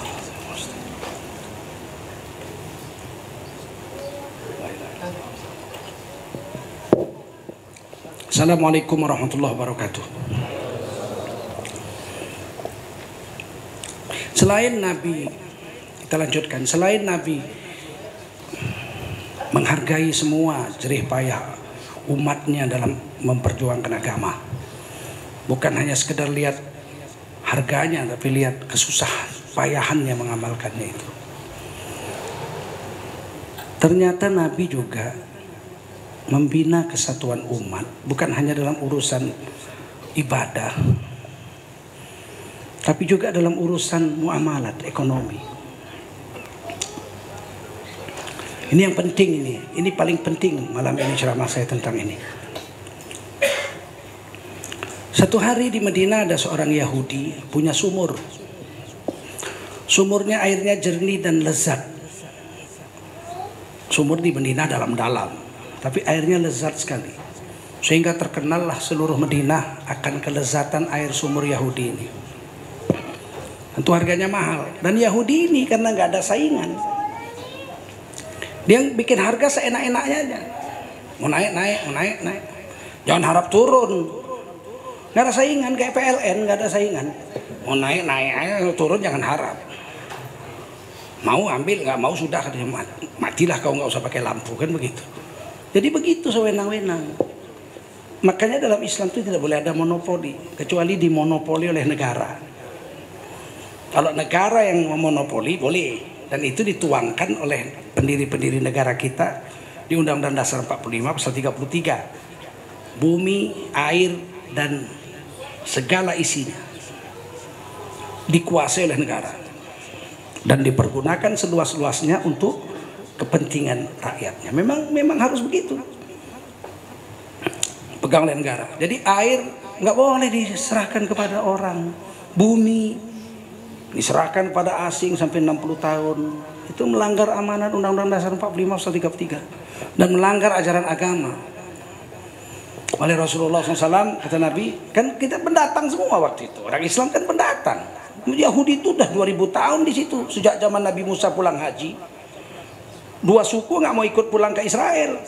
Singgah di situ Nabi Musa, Bani Nadir dengan Bani Quraidah, mengambil semua tanah yang paling subur di Madinah itu untuk mereka. Baru datang Bani Qainuqa 3. Orang Arab tuh baru datang 1000 tahun kemudian. Jebolnya bendungan Maghribi di Yaman, Ratu Balqis, itu kan baldatun thayyibatun wa rabbun ghafur, itu negeri yang diridhai Allah, subur makmur, karena mereka berhasil membendung 7 gunung dijadikan danau, sehingga air banyak melimpah, delima, subur, anggur, gandum, mereka kaya raya, sampai disebut Allah baldatun thayyibatun wa rabbun ghafur, negeri yang adil makmur di bawah lindungan Allah Maha Pengampun, karena mereka beriman sama Allah.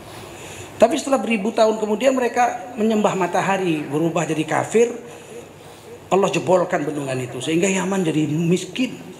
Nah, dua suku pergi meninggalkan Yaman, kepingin cari tempat yang bisa mengubah nasib.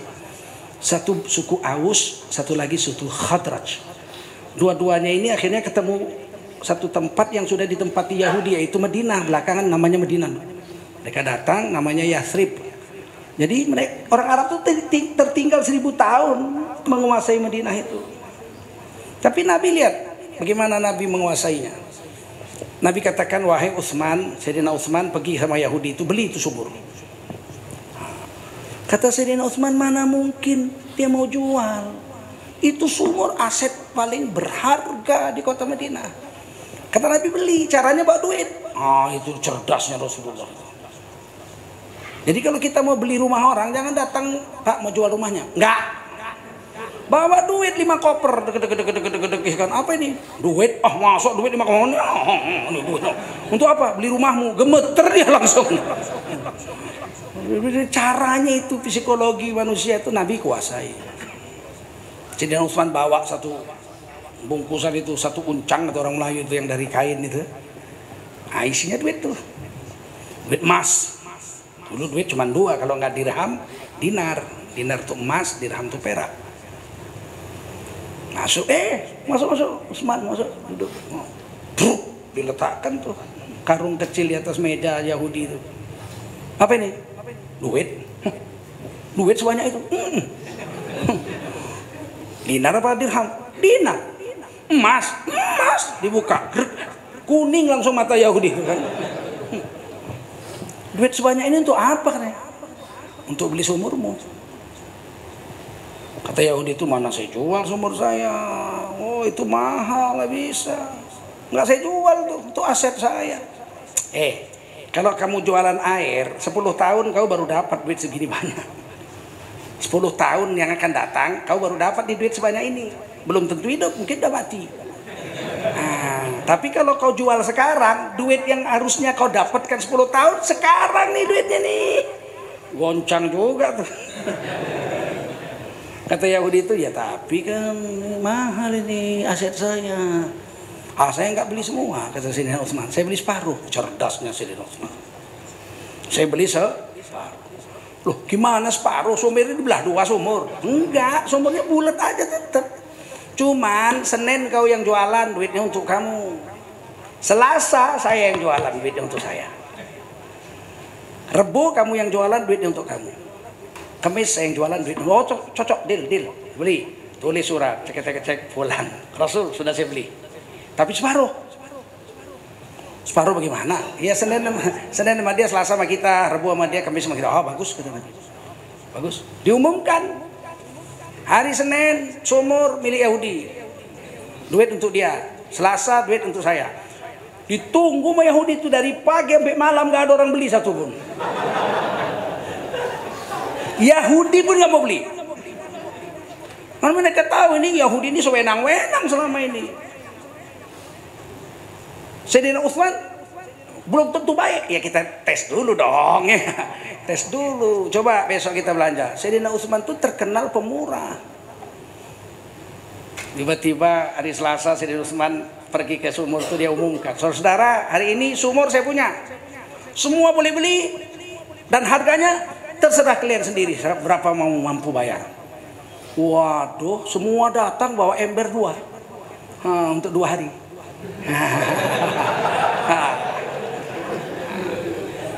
Selasa untuk 2 hari.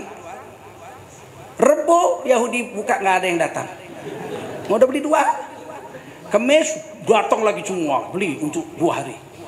Berapa hari kemudian Yahudi itu datang kepada Sayyidina Utsman. Udahlah beli semua aja dah. Cuma aja saya punya. Ini kehebatan umat zaman itu, kompak gitu. Udah cerdas, kompak. Begitu dibeli 100%, Sayyidina Utsman umumkan. Saudara-saudara, sumur sudah saya punya 100%. Mulai besok siapa mau ambil, bayar berapa terserah. Duitnya bukan untuk saya, duitnya untuk Baitul Mal. Duitnya untuk negara. Begitu hebatnya itu. Sampai sekarang udah 1400 tahun lebih, duit itu masih ada, triliunan duitnya. Duit Sayyidina Utsman itu sampai sekarang masih ada triliunan. Sudah 14 abad. Kembali satu lagi sifat hebat dari kaum muslimin, amanah. Duit Baitul Mal itu tukar-tukar khalifah. Khalifah Abu Bakar wafat, diganti Khalifah Umar. Khalifah Umar wafat, ganti Sayyidina Utsman. Khalifah Utsman wafat, ganti Sayyidina Ali. Khalifah Ali wafat, ganti Sayyidina Muawiyah. Padahal Sayyidina Ali dan Muawiyah perang. Yang satu di Kufah, yang satu di Syam. Sayyidina Muawiyah wafat, ganti anaknya Yazid bin Muawiyah. Wafat Yazid bin Muawiyah terus diganti terus sampai Muawiyah 2, sampai Umar bin Abdul Aziz. Kemudian ganti raja-raja, enggak lagi khalifah, raja-raja, anak beranak, sampai runtuh generasi Bani Umayyah, diganti Bani Abbasiyah, anak beranak, raja-raja turun temurun, duit nggak pernah hilang tuh. Biarpun khalifah, biarpun raja, sultan, berkuasa penuh, nggak hilang tuh duit, bertambah terus iya. Kemudian diganti Turki Utsmaniyah 600 tahun. Orang Turki berkuasa menguasai dunia. Turki Utsmaniyah tahun 1492 mengalahkan Romawi. Pusat Romawi itu Konstantinopel diambil oleh Muhammad Al-Fatih. 600 tahun Turki berkuasa. Duit itu tidak pernah hilang, bertambah terus. Triliunan. Tukar penguasa nggak ada masalah bagi Islam, tapi amanah tetap mereka pegang. Coba kalau sekarang tuh habis tuh bikin infrastruktur.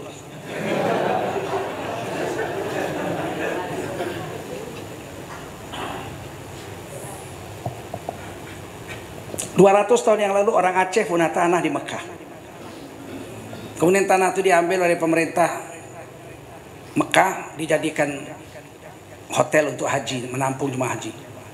Setiap tahun jemaah haji Aceh itu dapat 22 miliar setiap tahun dari wakaf 200 tahun yang lalu. 200 tahun yang lalu orang Aceh punya tanah di sana, itu wakaf itu sampai sekarang masih mengalir 22 miliar untuk jemaah haji Aceh setiap tahun. Mau diminta sama pemerintah, nggak dikasih sama Saudi. Kami mau langsung aja sama jemaah haji dari Aceh, sebab yang punya wakaf itu tidak punya keturunan. Jadi keturunannya orang-orang Aceh. Nah, kalau orang Islam amanah dan kompak seperti ini, Mana bisa terkalahkan orang Islam. Tapi orang Islam ini nggak kompak, udah nggak kompak, pengkhianat lagi. Gara-gara mau kawin lagi ditilapnya uang negara. Ini rusak. Departemen Agama terima suap coba. Nyuap terima suap. Padahal hadis hafal ar-rashi wal murtashi finnar. Penyuap dan disuap masuk neraka. Itu kalau ditangkap. Yang kerja di Departemen Agama itu, Kementerian Agama itu rata-rata gelarnya SAG. Paling sedikit SAG. SAG itu sarjana agama, bukan sarjana alam gaib. Tapi nyolong juga. Udah berapa menterinya masuk penjara? Dari zaman dulu juga, dulu korupsi kain kapan. Dulu zaman Bung Karno, kain kapan itu kan susah. Waktu itu kan kita belum punya pabrik tekstil. Sehingga pemerintah dengan anggaran APBN membayar setiap orang Islam yang mati kain kapannya dibayar negara. Untuk 4 lapis kain kapan, 3 lapis kain kapan, 12 meter. Dicekek itu. Korupsi pertama di Indonesia ini Kementerian Agama. Kain kapan diembat, bayangin. Menterinya tamat pesantren. Kalau nahu sorab hafal jurmiyah. Kita kelemahan kita tidak kompak dan tidak amanah. Mulai sekarang coba. Ini kita ini kalau kompak nggak main-main Indonesia ini. Indonesia ini 262 juta rakyat Indonesia sekarang populasinya. 230 juta Islam, 88,7%. 232 juta orang Indonesia orang Islam. Seandainya orang Islam Indonesia itu yang Islam saja, satu hari 3 kali makan arem-arem aja. Enggak makan kebuli, kari kambing, enggak, arem-arem aja. Pagi makan arem-arem, siang makan arem-arem, malam makan arem. Karena miskin, 6.000 satu arem-arem 6.000. Ya kan, pagi makan arem-arem, siang makan arem-arem, malam makan arem-arem, berarti 18.000 sehari. Ya kan? Kalau di warteg mana dapat 12.000 sekarang, Padang 20.000 sekarang. Itu kalau yang belanja orang Sunda, kalau yang belanja orang Padang pakai bahasa Padang 22.000. Aku tambah 22.000 pula, sesama orang awak tolong menolong katanya. Oh, Padang jangan main-main. Kalau makan arem aja 18.000 sehari, rata-rata 500.000 sebulan makan, betul? Kali 230 juta rakyat Indonesia sudah menyumbang untuk Negara Kesatuan Republik Indonesia ini satu bulan sebanyak 230 juta kali 500.000, 115 triliun. Sebulan 115 triliun kalau makan arem-arem aja. Bayangin, tadi saya makan nasi kebuli saya siang, pusing kepala. Memang cocoknya udah tua ini arem-arem. Masya Allah, kalau kita rata-rata makan nasi warteg 15.000 sehari, 3 kali makan 45.000, sebulan itu 1.300.000, taruhlah 1 juta aja. 230 juta Indonesia kali 1 juta sebulan, itu uangnya tahu berapa? 230 triliun. 230 triliun sebulan duit kita untuk makan aja, belum lagi beli pulsa, belum lagi beli yang lain-lain. Tapi kan kita nggak bersatu. Duit yang 115 triliun kalau makan arem-arem, kalau makan 500.000, kalau makan 1 juta 230 triliun itu, duitnya nggak jatuh ke tangan orang-orang Indonesia. Jatuhnya ke mall, duitnya simpan ke Singapura. Belanjanya di Januari, April, Desember, Agustus, ya duitnya sono. Saya baru terkejut hari ini saya baca cerita koran BKPM, penanaman modal asing, penanaman modal. Ternyata 4 perusahaan unicorn bukan kita punya, sialan. 4 dibangga-banggakan sampai kampanye menang jadi presiden. Gara-gara unicorn. Ternyata unicornnya bukan kita punya. Traveloka, Gojek, Tokopedia, Bukalapak, 4-4-nya Singapura punya. Begitu diumumkan Indonesia, unicorn 0, nggak ada. Straight, Singapura 4 biji. Sekali dibacanya Gojek, Traveloka, Bukalapak, Tokopedia. Ini kita belanja situ, duitnya kemana? Kemana duitnya? Apa kita kerja hari ini? Mulai besok belanjalah sama tetangga saja. Belanjalah sama tetangga saja. Beli telur, beli kecap, beli mie, beli nasi, beli beras, garam sama tetangganya. 115 triliun beredar setiap bulan. 1.450 triliun setahun. APBN kita aja cuma 1.500 triliun. Orang Islam kalau bersatu hanya belanja pada tetangganya aja itu 1.450 triliun setahun. Jangan main-main kalau kita bersatu. Nah ini sekarang dipecah belah. Ini saya bahaya bisa ditangkap ini katanya memecah belah. Pecah belah apa? Batok kelapa saya pecah belah. Nggak ada. Saya cuma mau belanja sama tetangga supaya duit beredar di tengah-tengah tetangga saja. Mau besok, mulai besok mau. Saya mau beli, ini nggak ada di warung tetangga. Beli ke pasar tradisional milik Pemda. Kalau saya di pasar Klender, Perumnas Klender, Buaran. Kalau di sini dulu saya pernah tinggal di Pondok Indah tuh. Ada pasar juga itu tradisional ke sana. Saya nggak ke mall, saya tinggal di Pondok Indah, nggak belanja di mall saya. Saya belanja ke pasar tradisional sejak dulu. Maka duit kita itu kalau 500.000 sebulan 115 triliun. Kalau sejuta sebulan 230 triliun. Itu beredar di tengah-tengah tetangga saja. Bayangin. Kalau kita mau jadi, saya mau punya kebun 1 juta hektar, mana dapat? 5 Taipan sudah dapat izin 5.100.000 hektar. 1 Taipan itu punya 1 juta hektar kebun. Itu konsesinya 60 tahun. Siapapun nggak bisa nyambutnya itu. Kecuali presidennya setengah gila kayak Venezuela, Chavez itu. Diambilnya semua. Perang lah sama Amerika, diambil. Mana ada yang berani? 60 tahun konsesinya. 3 keturunan. 1 keturunan 30 tahun. Mana bisa kita ambil itu? Dia tanam sawit aja. Itu 1.000 sekilo. Kalau 1 juta hektar itu 2 triliun duitnya sebulan. Karena 1 hektar 2 ton sampai 3 ton. 2 ton aja lah. Kali 1.000 kali 1 juta hektar 2 triliun sebulan. 60 tahun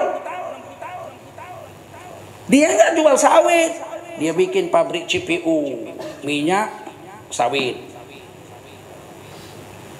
Minyaknya pabriknya itu dia punya, konsesinya 30 tahun. Mana bisa diambil sampai 30 tahun? Udah, kalau dia jual CPO, dia bisa dapat 4 triliun sebulan. Tapi dia nggak jual semua CPO. Dia bikin pabrik minyak goreng. Pabrik minyak gorengnya dia punya. Udah jadi minyak goreng. Harus dibungkus plastik.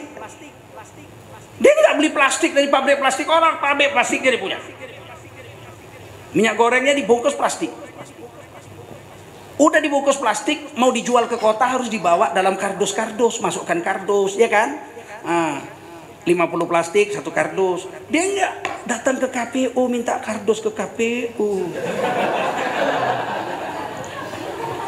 Dia bikin pabrik kardusnya sendiri, dia punya sendiri.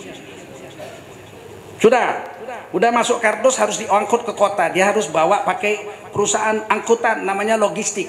Dia enggak sewa perusahaan logistik orang. Dia bikin perusahaan logistiknya dia punya sendiri. Logistik di jalan bisa kecelakaan, masuk jurang, tabrakan, ini barang hancur, diasuransikan. Dia enggak pakai asuransi takaful, dia bikin asuransinya dia punya sendiri. Memang lebih parah dari Dracula ini satu ini. Nampak ini, kelihatan ini. Udah selamat sampai kota, dia jual, dia harus diletakkan di mall. Dia nggak numpang di mall orang, dia bikin mallnya dia punya sendiri. Izinnya 50 tahun, 60 tahun tuh mall.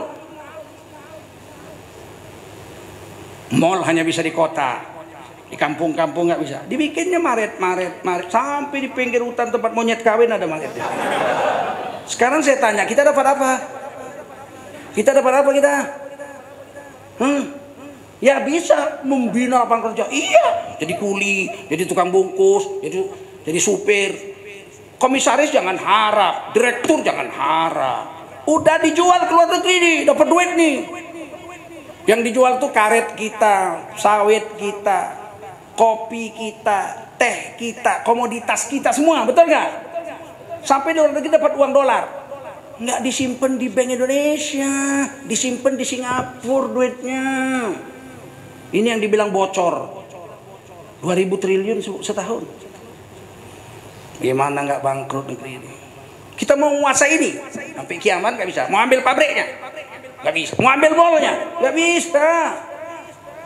Yang bisa kita buat 10 tahun ini adalah belanja pada tetangga saja. Sampai mereka mau letakkan barang, Wak Bejo, Wak Jainuddin, Pak Ngaciro dikasih. Yang lain dia nggak mau. Sini toko saya punya toko Agustus. Hanya kasih sama orang tidak laku loh. Kasih sama Empok Mina, Empok Siti. Karena sama lu nggak laku, orang nggak mau beli. 10 tahun ini aja lah baru bisa kita ambil retail yang paling bawah. 20 tahun kemudian mulai ada yang jadi grosir. Karena kalau dikasih tempat lain nggak laku. Retail kita punya semua, tentu kita ngambil ke grosir kita. Setelah 10 tahun, 20 tahun ada grosir. 30 tahun kemudian ini habis ini konsesi mallnya kita yang beli karena kita duit sama kita. Pabriknya habis, konsesinya kita yang beli. Ganti presiden 60 tahun kemudian, tanahnya pun kita ambil. Jadi Islam itu bukan primitif. Bukan cuma taunya sholat, zikir, baca Quran. Ini Ustadz abal-abal, Tengku Zulkarnain Ustadz abal-abal. Menebar kebencian.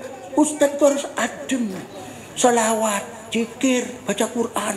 Terus ekonomi kau ambil, politik kau ambil. Bung Karno sudah menjerit waktu Indonesia masih miskin. Apa kata Bung Karno? Kami bukan bangsa kuli dan bukan kuli bangsa-bangsa. Luar biasa Bung Karno. Ingat itu sampai mati. Kita di bangsa Indonesia bukan bangsa kuli dan bukan kuli bangsa-bangsa. Kalau dibuka investasi, seluruh orang asing boleh masuk. Bebas pajak 30 tahun lagi pabrik-pabrik besar itu. Kan membuka lapangan kerja, iya jadi kuli. Karena yang punya bukan kita, betul nggak?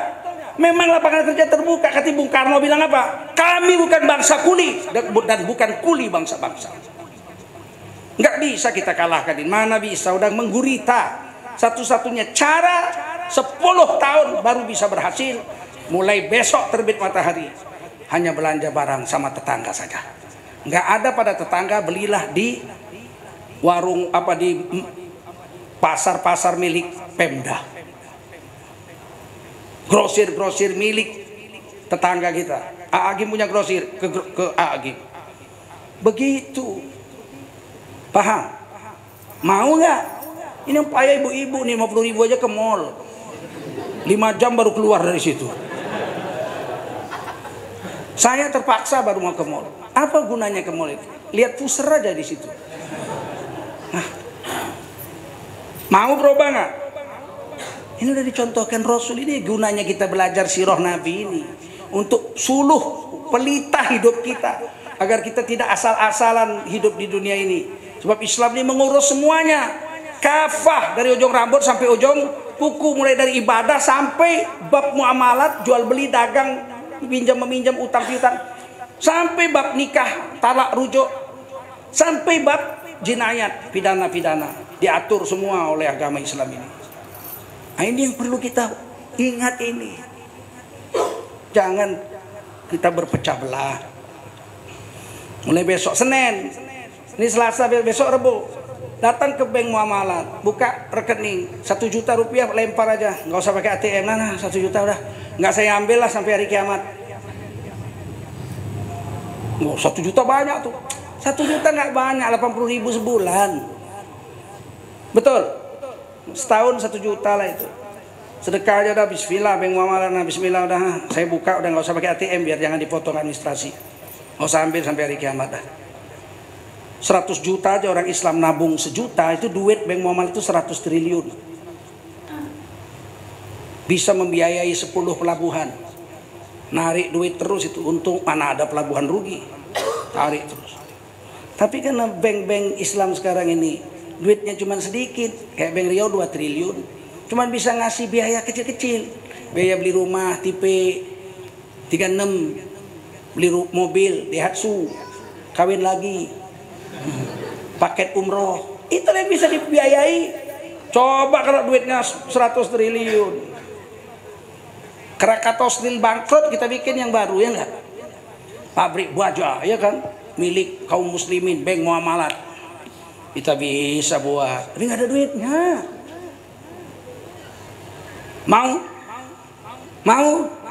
Mau apa? Mau nyatukan langkah untuk ekonomi umat. Buahnya nggak sekarang. Saya itu ya buka Bank Muamalat pertama, saya yang ceramah itu di Medan. Saya buka rekening 2,5 juta, waktu itu banyak sekali bagi saya duit segitu. Udah taruh kita aja lupa saya. Kalau orang memang nggak pernah nabung, saya mana ingat.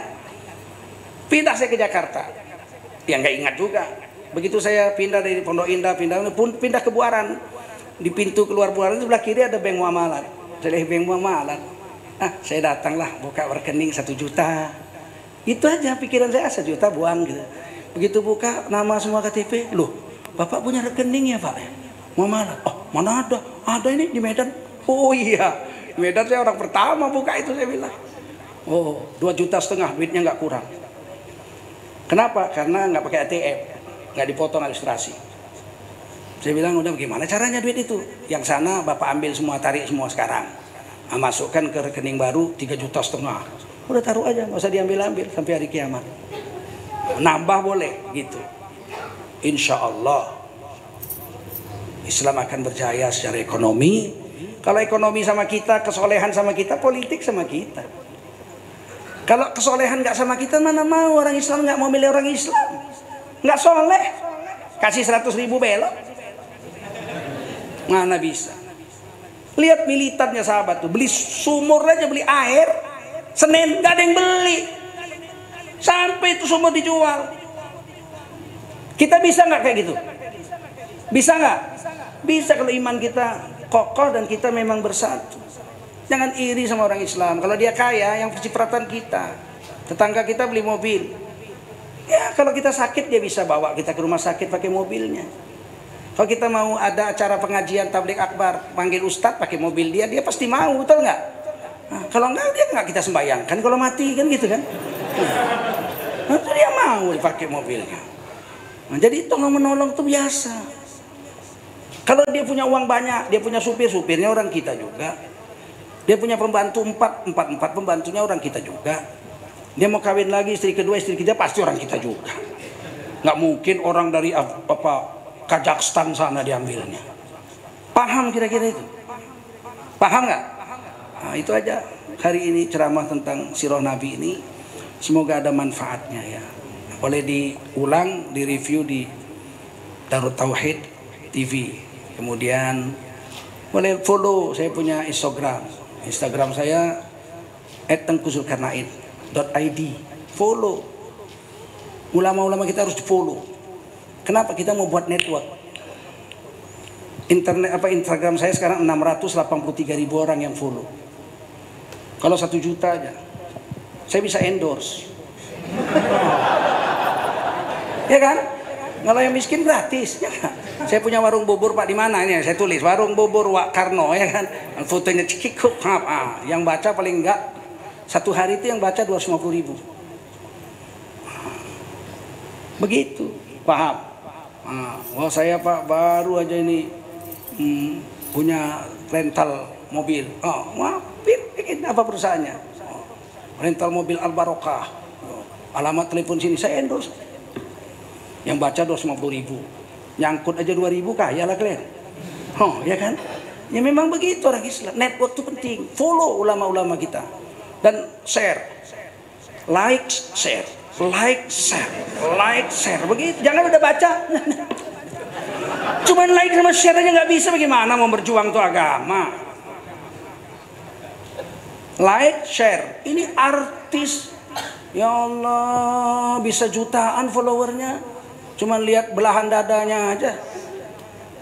Ini agama perlu network. Paham?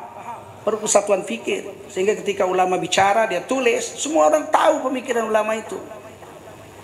Sekarang sudah zaman canggih, diharapkan koran, jangan harap. Koran bukan kita punya. Diharapkan televisi, televisi bukan kita punya. Ya kita punya itulah Instagram, Twitter dengan WhatsApp dengan fanpage. Kalau Facebook ada fanpage saya itu 227.000 orang yang follow, yang suka, yang likes, yang follow 260.000, yang suka 227.000. Kalau semua malam ini follow, ya kan udah naik juga 200-300. Bukan untuk saya, untuk kita semua. Percayalah, apa yang perlu kita bicarakan, apa yang perlu kita share, semua akan baca. Sekarang kan kita nggak punya apa media kita, nggak ada. Ada orang-orang tertentu kalau share langsung dicabut langsung. Asal share langsung hilang, nggak diterima. Ada beberapa itu. Kalau kita share langsung hilang itu. Kayak saya pernah share foto saya dengan Habib Rizik, hilang langsung. Di Garut, yang Garut Siluman lah, Kolor Hijau. Kira-kira begitu. Mudah-mudahan ada manfaat ya. Di share. Darut Tauhidnya harus ketik. Akunnya Agim, akun saya, akun Haikal Hasan, diletakkan di kaca itu. Akun ulama-ulama kita. Sehingga orang yang baca semua lihat, follow, like, share. Follow, like, share. 3 itu aja, follow, like, share. Setahun ini lihat network orang Islam. Kalau yang follow Agim 10 juta, yang follow saya 10 juta. Yang follow Haikal Hasan 10 juta. Dia jual kopi aja, kopi Baba Haikal 1 juta yang beli. Kaya lah dia. Ya kan mau kawin lagi kalau saya udah tanggung, udah tua ya kan. Paling untuk umat, untuk pesantren, betul nggak? Faham nggak kalian hari ini? Apa yang kami maksud ini paham nggak? Mudah-mudahan faham. Subhanallah bihamdihi, subhanakallahumma wa bihamdika, asyhadu an la ilaha illa anta, astaghfiruka wa atubu ilaik. Subhana rabbika rabbil izzati amma yasifun wa salamun alal mursalin walhamdulillahi rabbil alamin. Wassalamualaikum warahmatullahi wabarakatuh. Waalaikumsalam warahmatullahi wabarakatuh. Alhamdulillah, terima kasih kepada guru kita yang sudah menyampaikan ilmunya pada malam hari ini.